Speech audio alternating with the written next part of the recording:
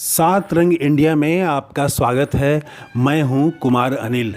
आज हम बात करेंगे 2024 लोकसभा चुनाव में कांग्रेस को कितनी सीटें चुनाव लड़ने के लिए मिल सकती हैं और वह किस सामाजिक आधार किन जातियों पर जोर देगी। जो जानकारी मिल रही है उसमें कांग्रेस को महागठबंधन में 5 सीटें मिल सकती हैं। ये हैं किशनगंज, कटिहार, पूर्वी चंपारण, औरंगाबाद और सासाराम। इन सीटों पर कांग्रेस के प्रत्याशी भी लगभग तय हैं। इन 5 में से 2 सीटों पर सवर्ण, 2 पर मुस्लिम और 1 सीट पर दलित वर्ग के प्रत्याशी होंगे। यानी सवर्ण, मुस्लिम और दलित समीकरण पर कांग्रेस काम करेगी। यह संयोग है या प्रयोग या मजबूरी, इस पर बात करने से पहले एक अपील। अगर आप नफ़रत की जगह मोहब्बत की राजनीति चाहते हैं, देश में लोकतंत्र और संविधान चाहते हैं, तो इस चैनल को ज़रूर सब्सक्राइब करें और हो सके तो 5-10 मित्रों के साथ शेयर करें। तो मैं बात कर रहा था, कांग्रेस को 5 सीटें मिल सकती हैं। इनमें किशनगंज पहले से कांग्रेस के पास है। जाहिर है वहाँ के वर्तमान सांसद डॉक्टर मोहम्मद जावेद ही प्रत्याशी होंगे। कटिहार से तारिक अनवर प्रत्याशी हो सकते हैं। हालांकि यह सीट जदयू के पास है तो एक पेंच भी है। औरंगाबाद में कांग्रेस के निखिल कुमार चुनाव लड़ चुके हैं, वे फिर से मैदान में उतर सकते हैं।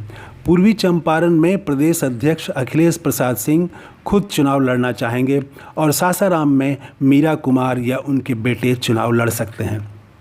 इन 5 में 2 सीटों पर सवर्ण, 2 पर मुस्लिम और 1 पर दलित प्रत्याशी होंगे। इसका अर्थ है कि कांग्रेस अपनी पुरानी लाइन पर लौट रही है। यह राहुल गांधी की नई कांग्रेस और उसके फैसलों से मेल नहीं खाता है। कांग्रेस के रायपुर अधिवेशन में तय हुआ था कि पार्टी में हर स्तर पर 50% भागीदारी दलित, पिछड़ा और अल्पसंख्यक की होगी। आंकड़ों के हिसाब से देखें तो 5 में से 3 सीटों पर अल्पसंख्यक और दलित हैं।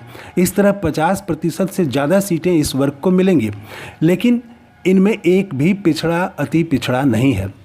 एक बात और, पिछले महीने ही बिहार कांग्रेस ने अपने 39 सांगठनिक जिलों के अध्यक्ष के नाम घोषित किए।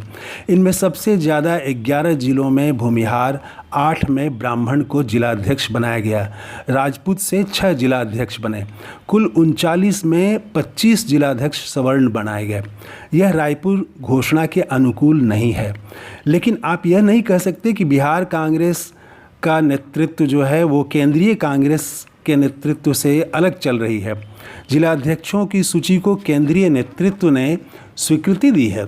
हालांकि बिहार कांग्रेस के नेता कहते हैं कि ये ही लोग सक्षम थे, इसीलिए इन्हें जिलाध्यक्ष बनाया गया। वे मजबूरी बताते हैं, ज़मीन की बाध्यता बताते हैं। वहीं यह सोची समझी रणनीति का हिस्सा भी हो सकता है। रणनीति यह कि सवर्णों को भाजपा से अलग करके साथ लाया जाए। यह राजद और जदयू भी चाहेगा। पिछड़े, अति पिछड़े मुस्लिम उनके साथ हैं और अगर सवर्णों के एक हिस्से में कांग्रेस पहुंच पाती है तो भाजपा को बिहार में हराना आसान हो जाएगा। कांग्रेस की 5 सीटों में 2 पर सवर्ण होने से महागठबंधन में जातियों का संतुलन भी बेहतर होगा। अब यहाँ 2 सवाल। क्या कांग्रेस सवर्णों के एक हिस्से को भाजपा से तोड़ पाएगी और क्या पिछड़ों, अति पिछड़ों में उसके लिए कोई स्पेस नहीं है? ऊपर देखें तो सवर्ण मतदाता पूरी तरह और मजबूती से आज भाजपा के साथ है। भाजपा के कार्यकर्ता की तरह वे लगते हैं, लेकिन सिक्के का एक दूसरा पहलू भी है। कोई भी समुदाय 100% किसी के साथ नहीं होता। सवर्ण भी 100% भाजपा के साथ हैं, ऐसा दावा कोई नहीं कर सकता। केंद्र की अग्निवीर योजना से सवर्ण युवक खासे असंतुष्ट हैं। महंगाई, बेरोजगारी से वे भी परेशान हैं। फिर स्थानीय कारण भी होते हैं। चुनाव के ऐन वक्त होता यह है कि अगर कोई विकल्प सामने हो तो यह असंतुष्ट हिस्सा उधर चल देता है, नहीं हो तो मजबूरी में भाजपा को ही वोट देता है। तो कांग्रेस ने सवर्णों के भीतर अपने लिए नरमी भी पैदा कर दी तो वह तबका उसके साथ आ सकता है। इस तरह 5, 10, 15% भी वह इस तबके को साथ लाती है तो महागठबंधन के लिए यह बहुत बड़ी बात हो जाएगी। तो कांग्रेस का सवर्णों के एक हिस्से में पैठ बनाना और अपनी तरफ आमतौर से नरमी पैदा करना संभव है। लगता है कांग्रेस इसी संभावना को साकार करने की रणनीति पर काम कर रही है। अपनी तरफ नरमी पैदा करना भी बड़ी बात होती है। अगर महंगाई, बेरोजगारी जैसे बड़े मुद्दे बन गए तो भाजपा से सवर्ण टूटेंगे और सामने विकल्प हो तो टूटन तेज हो जाती है।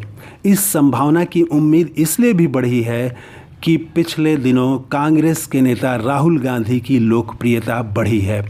इससे कोई इनकार नहीं कर सकता। इसका फ़ायदा भी बिहार कांग्रेस को मिल सकता है। जहाँ तक पिछड़ों, अति पिछड़ों के एक हिस्से का सवाल है जो भाजपा के साथ है, यह मूलतः राजद विरोधी है। कांग्रेस से इसका कोई बैर नहीं है। कांग्रेस इस तबके के भीतर औसत तलाश सकती है, लेकिन फिलहाल बिहार में वह ऐसी कोशिश करती हुई नहीं दिख रही है। कांग्रेस की कोशिश यही है कि वह सवर्णों के एक हिस्से को भाजपा से तोड़कर अपने साथ लाए और दलितों में अपना आधार मजबूत करे।